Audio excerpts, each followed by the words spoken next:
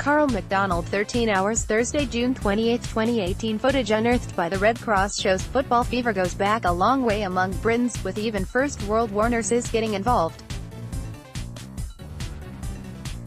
The video from 1916 shows a kickabout more than 100 years ago, with Red Cross volunteer nurses taking on wounded soldiers at a Surrey war hospital.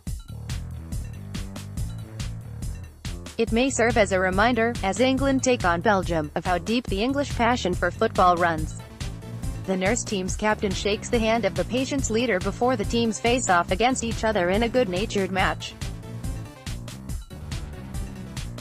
The action then begins with a gingerly kick from one of the nurses before showing a mazy dribble from one of the wartime patients.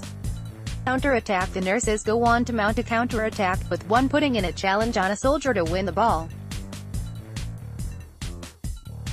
Perhaps with more of an eye on taking part than winning, the nurses then take turns taking shots at a patient with a heavily bandaged foot and two crutches.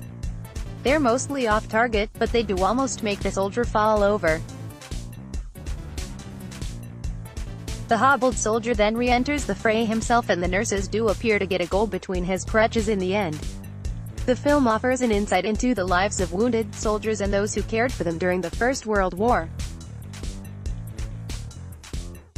From VADs to VAR. Far from VAR, the nurses are known as voluntary aid detachments of VADs. During the 1914 to 1918 war, the British Red Cross used 90,000 at home and abroad, of whom 66,000 were women. With England in full football fever, this footage is a lovely reminder of how the game has been bringing people together for more than a century, said British Red Cross Heritage Manager Dr. Alistair Brooks.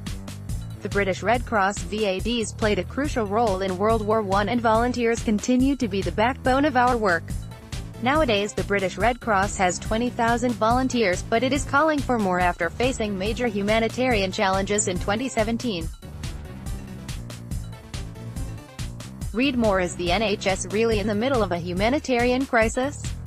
Once widowed, friends gradually dropped away. I'm delighted we now have a loneliness minister. British Red Cross says elderly people stuck in a vicious cycle of hospital readmissions. iNews https://inews.co.uk